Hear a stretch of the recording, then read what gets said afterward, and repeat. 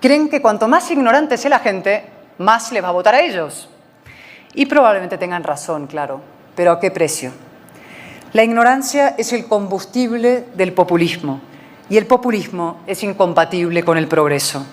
Nada sirve más a un joven que el estudio, el esfuerzo, el conocimiento y los libros. Y nada paraliza más que el victimismo y la ficción de los derechos infinitos. El populismo es pan para hoy y hambre para mañana. Solo hay una cosa más perjudicial para el pleno desarrollo de un joven que el papá Estado. El Estado mami. O peor todavía, el Estado mimo. El Estado de los mimos y cuidados integrales que prometen los populistas como si el dinero público cayera del cielo. No se acaba con la desigualdad igualando a todos por lo bajo y no se lucha contra la pobreza destruyendo la riqueza. Lo dijo también uno de los grandísimos líderes de la historia, Abraham Lincoln, en una frase que preside el maravilloso Museo de la Prensa en Washington, el News Museum, y que hoy está más vigente que nunca. Decía, "Let the people know the facts and the country will be safe." Dejen que el pueblo conozca los hechos y el país estará seguro. ¿Quieren un México seguro? Cuiden, protejan y defiendan a quienes buscan la verdad. Y como la única forma, en mi opinión, decente o coherente de predicar es con el ejemplo, yo quiero hacerlo desde aquí hoy con toda la solemnidad de la que soy capaz. Mi más rotundo y enérgico apoyo a la periodista del New York Times, Natalie Kitroev, y mi más rotundo y enérgico apoyo a María Amparo Casar, presidenta de la Asociación Mexicanos contra la Corrupción y la Impunidad.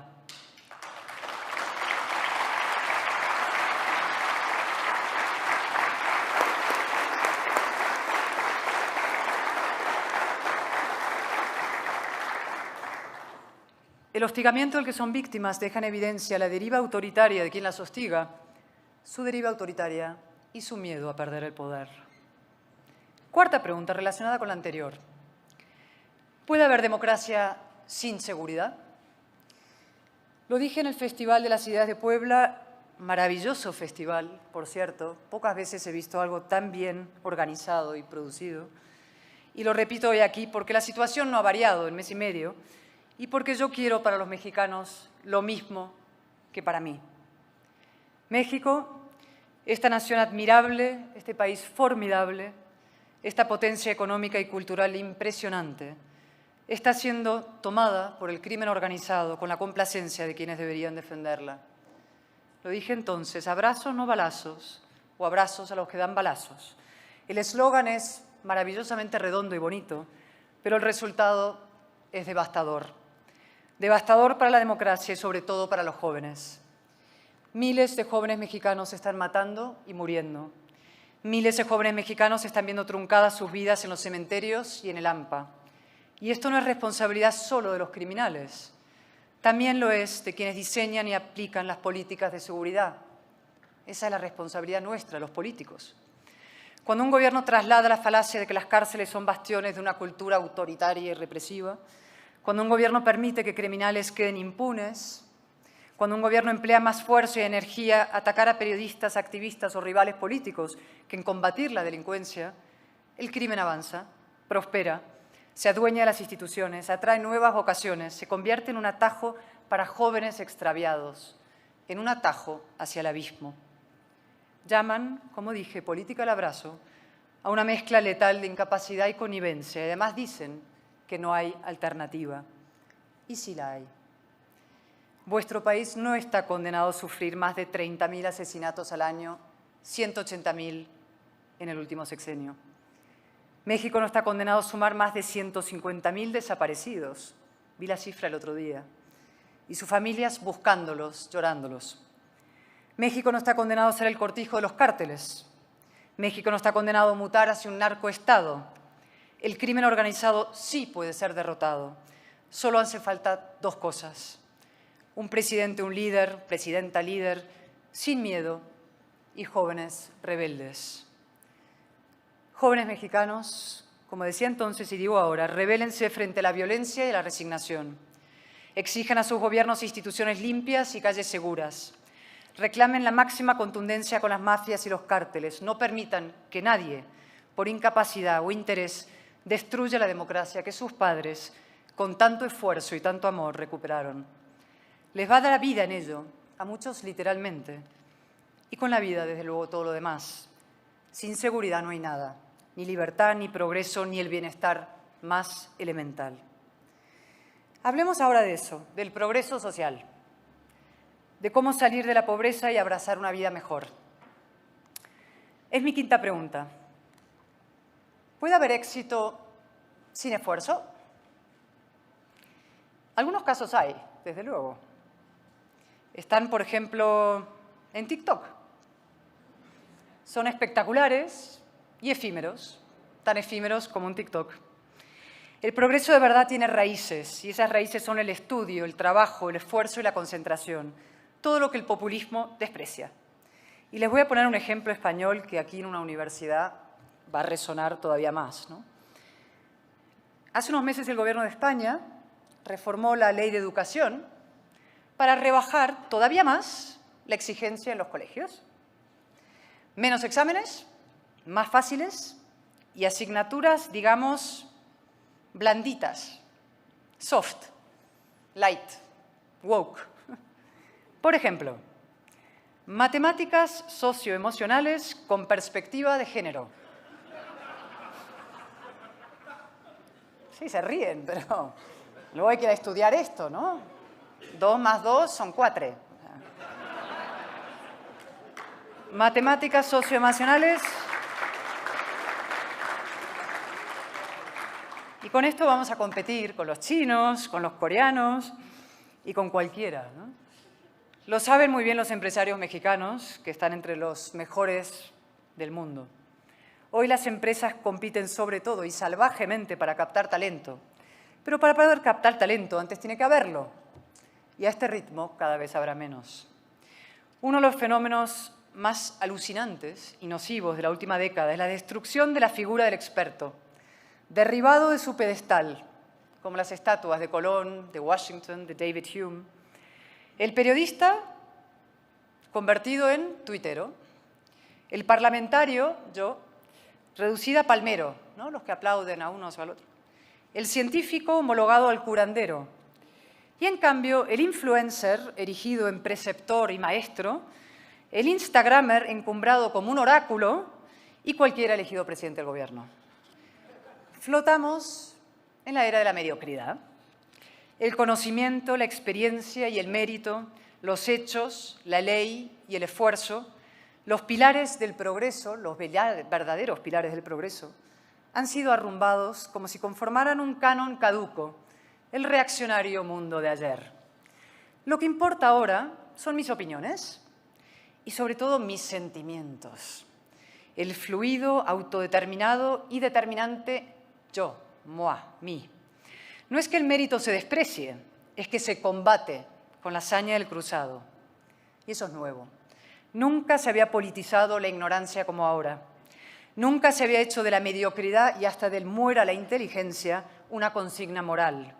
Nunca las universidades, incluidas las más prestigiosas del mundo, Harvard, Yale, Princeton, mi querido Oxford, se habían apartado tanto de su razón de ser, que es cultivar el espíritu crítico, el conocimiento objetivo y el derecho a discrepar.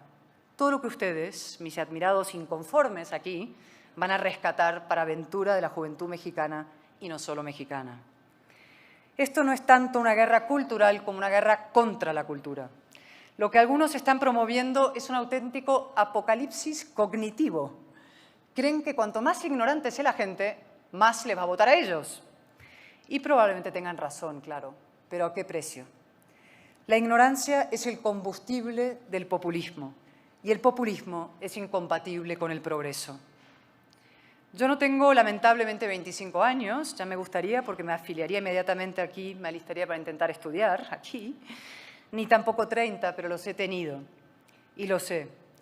Nada sirve más a un joven que el estudio, el esfuerzo, el conocimiento y los libros. Y nada paraliza más que el victimismo y la ficción de los derechos infinitos. El populismo es pan para hoy y hambre para mañana.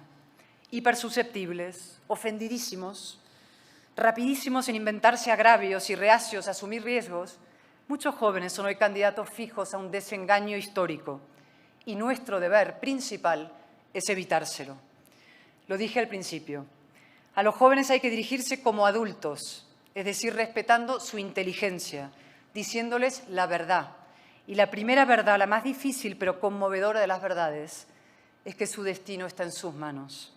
No en las de ningún político, ni de derechas ni de izquierdas, tampoco en las del Estado, en las suyas. Solo hay una cosa más perjudicial para el pleno desarrollo de un joven que el papá Estado. El Estado mami. O peor todavía, el Estado mimo. El Estado de los mimos y cuidados integrales que prometen los populistas como si el dinero público cayera del cielo. Spoiler, no cae. El Estado no es un manantial de recursos infinitos ni debe serlo. No se acaba con la desigualdad igualando a todos por lo bajo y no se lucha contra la pobreza destruyendo la riqueza. Al revés, exactamente al revés. Y de eso hemos estado hablando con Ninfa esta mañana. Por eso, estimados jóvenes, les digo insistentemente, disfruten de la vida, aspiren a la felicidad, al placer y al bienestar, pero no atiendan los cantos de sirena de quienes les prometen un camino de rosas, una larga siesta subvencionada. Acabarán estrellándose contra las rocas. No acepten la transacción mefistofélica del populista que les dice: entréguenme su libertad, que yo les aseguraré su bienestar. Se quedarán sin libertad y sin bienestar. Exijan a los políticos que les digan la verdad, que no será siempre fácil ni cómoda, pero es el suelo más sólido y más firme que pueden pisar. Sepan que el mérito existe, la excelencia importa y la valentía es imprescindible. Y huyan también del victimismo social, identitario o de cualquier clase. Las políticas identitarias son una moderna forma de servidumbre. La izquierda trata a las mujeres hoy y a las minorías étnicas y sexuales como menores de edad, seres débiles necesitados de tutela ajena. Lo hace no para liberarlos, sino para mantenerlos sometidas en un estado de queja y dependencia permanente. Me lo dijo un día la admirable intelectual de origen somalí, Ayaan Hirsi Ali. Me dijo: mírame, desde el punto de vista identitario yo soy un compendio de minorías. Soy mujer, soy negra, soy musulmana, apóstata, pero no, yo soy mucho más que todo eso. Soy un individuo, una ciudadana y sobre todo no soy una víctima. Tengo libertad y tengo responsabilidad. La deriva reaccionaria de la izquierda, su traición a la igualdad y a sí misma, es uno de los fenómenos más interesantes y letales de los últimos años y a la vez una gran oportunidad para los liberales. Pero eso lo daría para otra conferencia o quizá para un coloquio posterior, ¿no? Sobre todo, queridos jóvenes, prepárense para competir, es decir, para vivir y trabajar en el mundo real, fuera del útero materno y estatal, a la intemperie, donde muchas veces ruge el viento y hace frío, pero donde también brillan el sol y las estrellas. En definitiva, háganse dueños de su propio destino e incluso contribuyan activamente a un mejor destino colectivo, al de un México democrático, vibrante, seguro y luminoso. Mi sexta pregunta, son 7, no desesperen, ya se contesta casi por sí sola. ¿El coraje importa? Lo he dicho al principio. El coraje es el atributo más importante del ser humano. Pero además hoy se ha vuelto imprescindible, no ya para vivir con libertad, sino para vivir con un mínimo de dignidad intelectual y moral. La cancelación se ha convertido en una práctica habitual en las democracias occidentales. Impermeable a la razón, agitando banderas sentimentales o identitarias, alentando la polarización a veces hasta límites cainitas, guerras civilistas.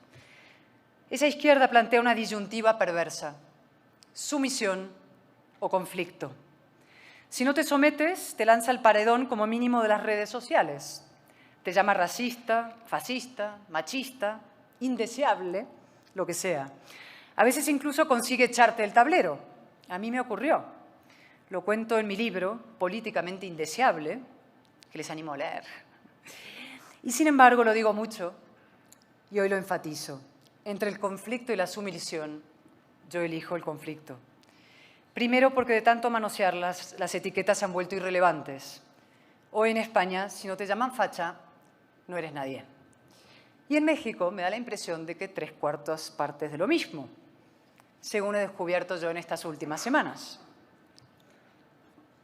En sus simpáticas mañaneras, el de momento hombre más poderoso de México me llamó ultraderechista.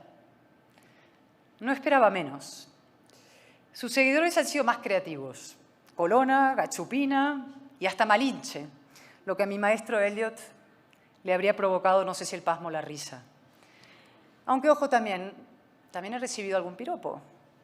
Por ejemplo, el piropo más bonito que me han hecho en mi vida. Cayetana, hermana, ya eres mexicana.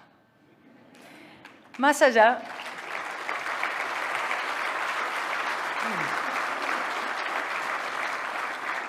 de la anécdota, hay amigos, hay afines y, sobre todo, creo que hay millones de mexicanos que entienden perfectamente lo que está en juego y el motivo profundo y para mí emocionante de mi presencia hoy aquí. Estoy aquí porque no hay fronteras morales, porque la democracia y la libertad han de defenderse en casa y en todas partes, y porque esa defensa no admite vacilaciones ni cálculos de conveniencia. Se lo explico con amor a mis hijas de 12 y 15 años. El conflicto es una consecuencia inevitable de cualquier gran emprendimiento humano. La vida al baño María no existe, y mucho menos la militancia democrática al baño María. Defender la libertad, denunciar la corrupción, el autoritarismo, el abuso de poder, combatir la delincuencia o el crimen organizado, nada de esto puede hacerse sin un alto grado de resistencia, sin conflicto y sin coste. A veces ese coste supera lo más sagrado. Pienso en mi querida amiga María Corina Machado, una heroína incombustible en Venezuela. En Alexei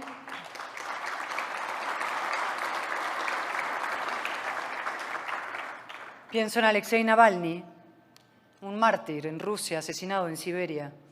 En el valiente Zelensky, que está luchando por la libertad no solo de Ucrania, sino de toda Europa.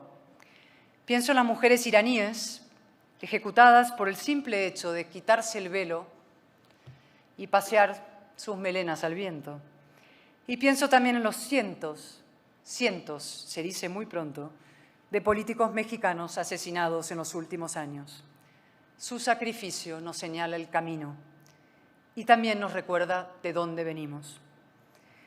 La construcción del orden liberal costó sangre, sudor y lágrimas. Quedan poquísimos testigos de aquella gesta. Tampoco mi padre, al que tanto adoré y que ayer, por cierto, había cumplido 98 años, lo tengo siempre presente. Él fue uno de los tantísimos jóvenes que se alistaron para luchar contra el nazismo. Miles, millones, murieron en los campos y en las playas, en las trincheras y en los barracones, bajo las bombas del totalitarismo alemán. A sus cuerpos mutilados inertes se suman los millones de hombres y mujeres sepultados por la implacable apisonadora comunista.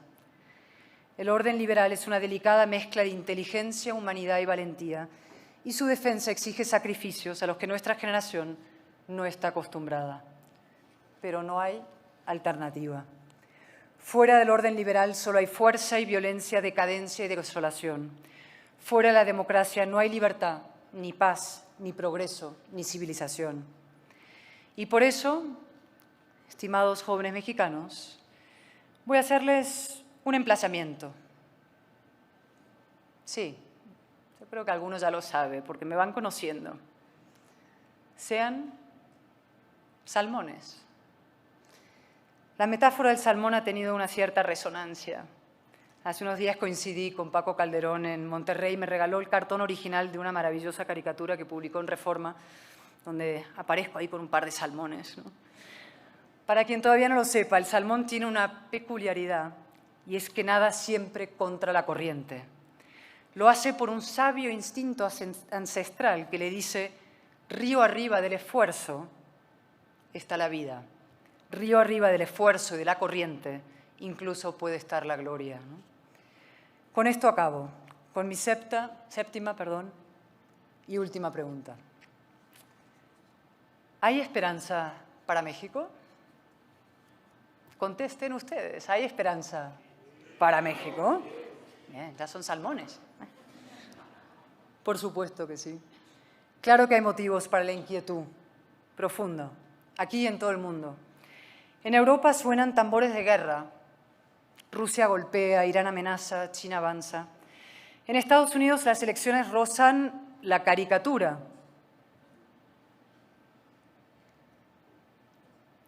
Iba a decir algo, pero me voy a callar. En América Latina los viejos flagelos perduran. El caudillismo, la pobreza, la polarización. ¿Y qué decir de España?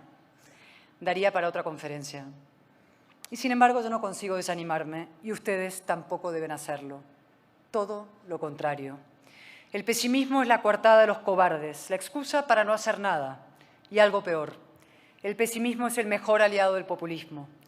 El apocalipsis es otra forma de utopía que los populistas aprovechan para justificar la llegada de un caudillo, un mesías, un salvador o su discípula. El optimismo, en cambio, es combativo y constructivo. El optimista se levanta del sofá y hace lo que tiene que hacer cualquiera con un mínimo conocimiento de la historia y del impresionante progreso que la humanidad ha experimentado en los últimos 3 siglos. Trabajar para que ese progreso continúe.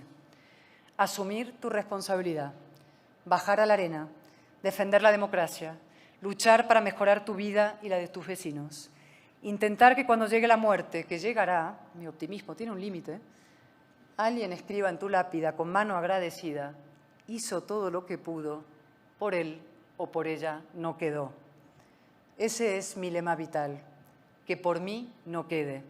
Y ese es también el emplazamiento que les hago esta mañana, que por ustedes tampoco. Estimados jóvenes y estimados no tan jóvenes, quedan apenas 15 días para unas elecciones decisivas. No se distraigan, ni se duerman, ni se resignen. La resignación te lleva a aceptar lo inaceptable desde la falsa premisa de que no hay alternativa. Y México la tiene. No tengan miedo, exijan elecciones limpias, desenvainen esos sables de luz, acaben con el autoritarismo, el crimen y la corrupción. Voten con fuerza y con valor. No den la democracia por hecha, defiéndanla. Defiendan el legado de la revolución de los pulgares pintados. Votar no es solamente un privilegio, votar es una obligación cívica y moral. En definitiva, asuman su responsabilidad como lo que son, adultos. Sean libres, sean audaces, sean valientes, sean patriotas, sean mexicanos, sí, en el sentido más exacto y emocionante de la palabra. Mexicanos, es decir, ciudadanos, propietarios de un porvenir luminoso, protagonistas de un México en paz. Y un comentario final ahora, a modo ya de sugerencia. Querido Ricardo, querido Roberto, querido rector, ¿y si adoptan el salmón como símbolo o mínimo mascota de esta magna institución? Creo que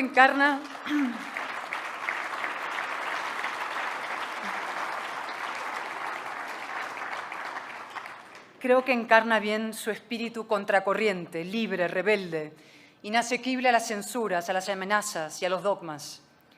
La Universidad de la Libertad, bastión del espíritu crítico, baluarte de la excelencia, referente de esa nueva juventud mexicana que estoy segura que el próximo 2 de junio dará al mundo una lección de compromiso con la democracia.